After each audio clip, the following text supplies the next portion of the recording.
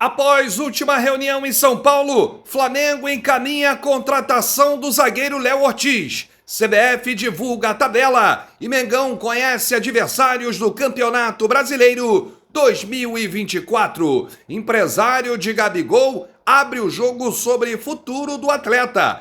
Essas e outras, a partir de agora, no seu canal Raflamelo. Cola esse dedo no like, ajude muito o nosso canal. Continue compartilhando os nossos conteúdos. Se você ainda não é inscrito, aqui embaixo tem um botão, é muito importante, a sua inscrição para o crescimento do canal. Não se esqueça sempre de ativar o sininho para receber todos os nossos vídeos. Raflamelo 81 nossa gente. Vem comigo, assiste até o final. Não pule se quer uma parte, porque tem muita informação do rubro-negro mais querido do Brasil e do mundo. Hoje, 1º de março, um excelente mês de março para você e para toda a sua família. Teremos um mês de março movimentado. Semifinais e finais do Campeonato Carioca. Sorteio da fase de grupos da Libertadores. Tudo isso e muito mais. Hoje é aniversário da cidade maravilhosa. 459 anos de Rio de Janeiro. Parabéns ao Rio de Janeiro e parabéns para você que está fazendo aniversário nesse 1º de março. Aliás, todos os aniversariantes do mês de março, meus parabéns. Bom, vamos trazer aqui essa informação da tabela detalhada da CBF, né? A Confederação Brasileira de Futebol divulgou aí os adversários do Flamengo e a primeira rodada vai acontecer entre os dias 14, 15 e 16 de abril. Então anota aí essa data, vai ser o início do Campeonato Brasileiro 2024. O Mengão pega o Atlético Goianiense em Goiânia. Isso aí, primeira rodada do Flamengo fora de casa. Lembra muito 2022, né? O Flamengo estreou contra o Atlético Goianiense fora de casa. E naquele ano, o Atlético Goianiense foi rebaixado, o Flamengo terminou o campeonato na 5ª colocação após vencer a Libertadores e a Copa do Brasil com Dorival Júnior. Rapaz, 2022, nós estamos falando de 2 anos atrás já, tá passando muito rápido o tempo. Bom, vou trazer aqui para o torcedor os adversários do Flamengo das respectivas rodadas. Bom, primeira rodada, Atlético Goianiense e Flamengo. Segunda rodada, o Flamengo recebe o São Paulo no Rio de Janeiro. Na terceira rodada, joga fora contra o Palmeiras. Olha esse início do Flamengo, hein? Flamengo e São Paulo na segunda rodada, em casa. Flamengo e Palmeiras fora de casa na terceira rodada. Na quarta rodada, clássico contra o Botafogo. Na quinta rodada, vai a Bragança enfrentar o Red Bull Bragantino. Na sexta rodada, já tem Flamengo e Corinthians. Na sétima rodada, outro clássico contra o Vasco. Na oitava rodada, o Flamengo recebe o Grêmio. Na nona rodada, joga fora contra o Atlético Paranaense. 10ª rodada, Flamengo e Bahia no Rio de Janeiro. 11ª rodada, clássico contra o Fluminense. 12ª rodada, joga contra o Juventude fora de casa. 13ª rodada, recebe o Cruzeiro no Rio. 14ª rodada, Atlético Mineiro em Minas. 15ª rodada, recebe o Cuiabá. 16ª rodada, recebe o Fortaleza. Na 17ª, o Flamengo vai a Porto Alegre enfrentar o Internacional. Na 18ª rodada, Flamengo recebe o Criciúma. Na 19ª rodada, o Flamengo joga fora contra o Vitória. Amigo, vou dizer uma coisa para você, hein? Tá muito equilibrado. Não existe jogo fácil, né? Não tem jogo fácil no Campeonato Brasileiro. Tem que vencer em casa, tem que conquistar pontos fora de casa. Mas eu aqui achei interessante o Flamengo decidir a 38ª rodada em casa, né? Se a última rodada do primeiro turno o Flamengo enfrenta o Vitória em Salvador, na última rodada do Campeonato Brasileiro, o Flamengo recebe o Vitória no Maracanã. O que você achou da tabela detalhada do Campeonato Brasileiro 2024? Esse início aqui vou te contar, hein? Flamengo e São Paulo, Flamengo e Palmeiras, Flamengo e Botafogo, Flamengo e Red Bull, Flamengo e Corinthians, Flamengo e Vasco, Flamengo e Grêmio, Atlético Paranaense, Bahia, Fluminense, Cruzeiro, Atlético Mineiro. Que loucura essa tabela aí do Campeonato Brasileiro 2024. Mas time que quer ser campeão não pode escolher adversário, tem que fazer o dever de casa e tem que conquistar pontos fora de casa. Bom, vamos falar aqui de uma novela que, meu amigo, se não foi a mais longa dos últimos tempos do mercado da bola, tá aí no top 3 ou no top 2. A insistência do Flamengo em Léo Ortiz valeu a pena e a negociação mais longa da atual janela de transferências está muito, mas muito próxima de um final feliz. Após mais um dia de longas reuniões, as diferenças foram consideravelmente diminuídas e a assinatura de contrato está por detalhes. Informação do GE, Globoesporte.com, é que o maior entrave à finalização da negociação tinha a ver com a forma de pagamento. E a gente sempre informava aqui nos nossos vídeos, né? Já havia um entendimento em relação ao valor cheio, mas o parcelamento proposto pelo Flamengo não agradava ao Red Bull Bragantino. Aí foi debatido também durante esta última reunião que aconteceu ontem em Bragança Paulista entre Marcos Braz, Bruno Spindel pelo lado do Flamengo, Diego Serri pelo lado do Red Bull Bragantino e Paulo Pitombeira pelo lado do Léo Ortiz, que o zagueiro deverá defender o Red Bull Bragantino no jogo de ida contra o Botafogo pela última fase do mata-mata da pré-Libertadores na próxima quarta-feira no Engenhão. Inclusive, ontem eu recebi meu parceiro Mauro Santana e eu trouxe essa informação que eles queriam colocar na cláusula antes da saída do Léo Ortiz, que o defensor enfrentasse o Botafogo no Engenhão, no jogo de ida dessa fase de pré-Libertadores. O Bragantino se classificou, o Botafogo também se classificou, o Botafogo eliminou a Aurora, o Red Bull eliminou o Rio Negro Águilas e as duas equipes vão se encontrar. Será um grande embate do futebol brasileiro por uma vaga na fase de grupos da Libertadores da América. E aí o executivo de futebol do Bragantino, Diego Serri, que participou da reunião, deixou claro o desejo do clube de ter o Léo Ortiz contra o rival do Flamengo, contra o Botafogo. O Flamengo pagará um valor superior a 8 milhões de euros para tirar Ortiz, de 28 anos, do Bragantino. Uma informação que a gente tinha falado ontem também.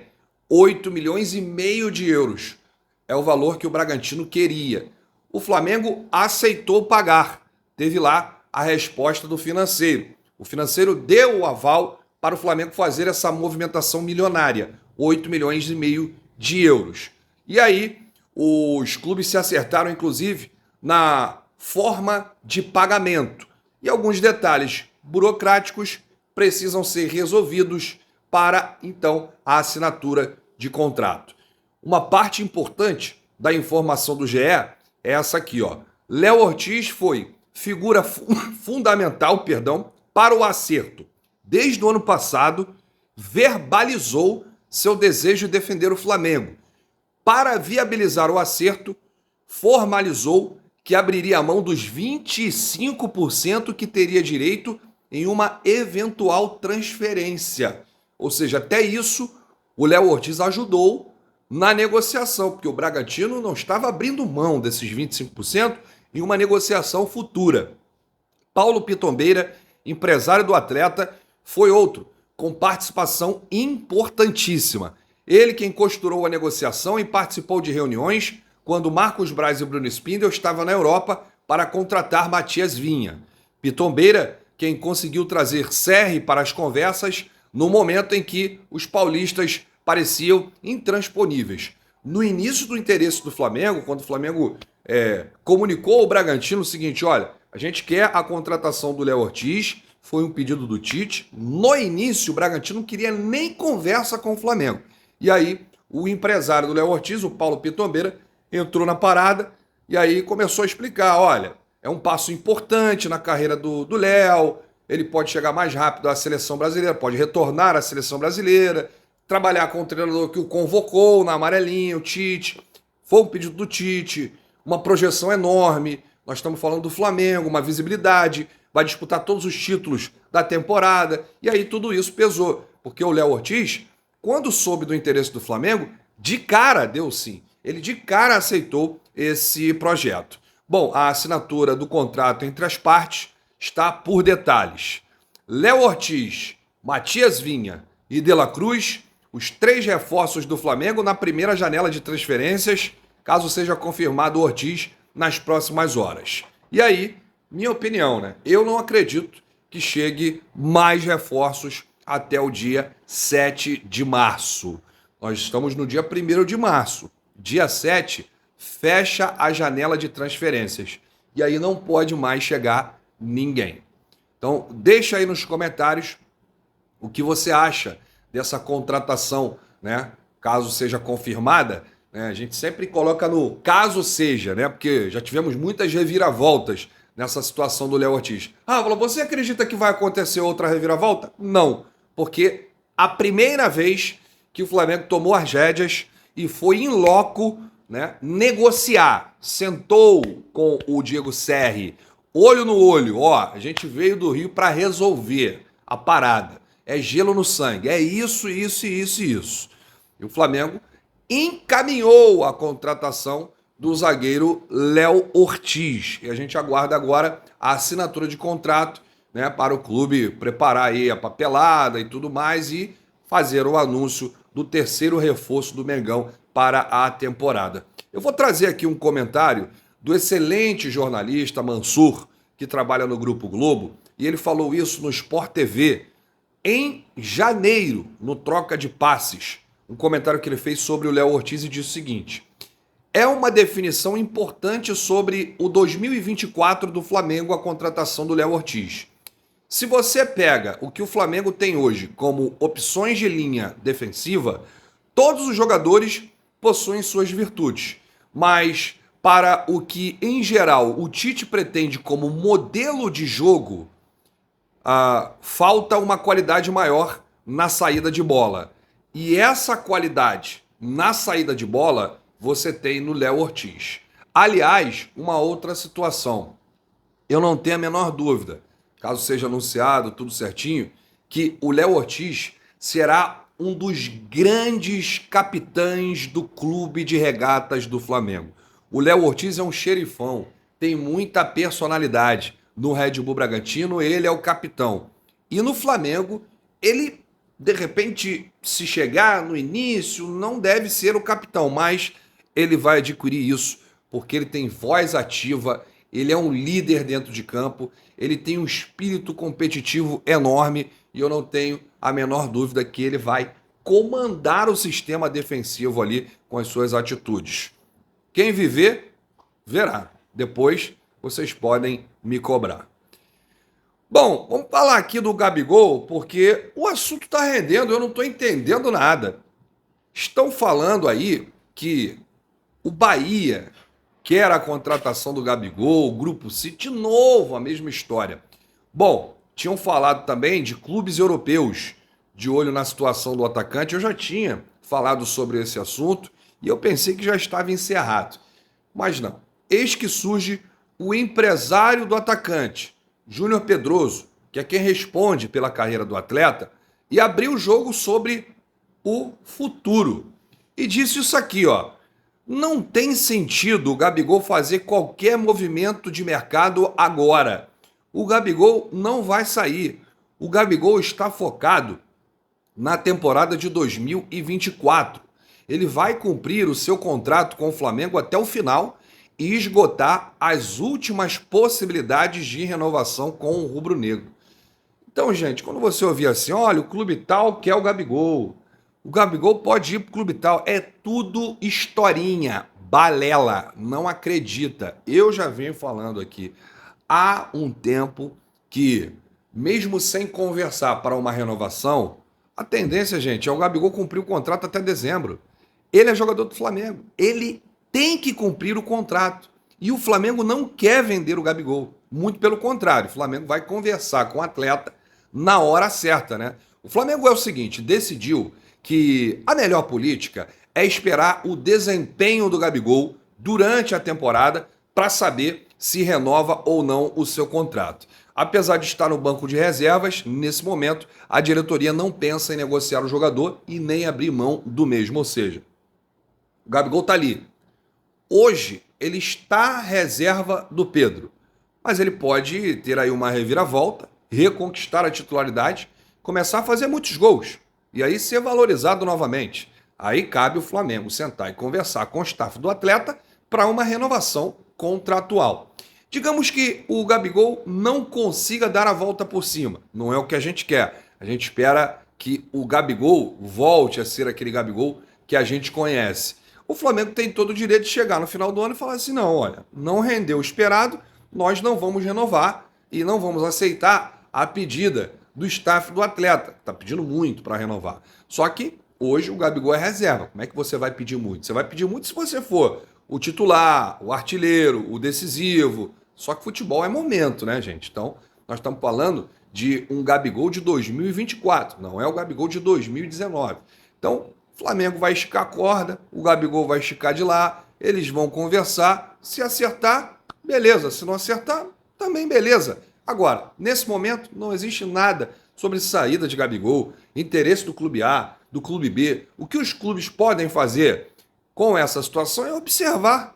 E tem que observar até dezembro. Então puxa uma cadeira, um sofá, né? Porque senão vai cansar. Até dezembro, Gabigol estará no Flamengo. A menos que um clube do mundo árabe, um clube da Europa, chegue com um caminhão de dinheiro.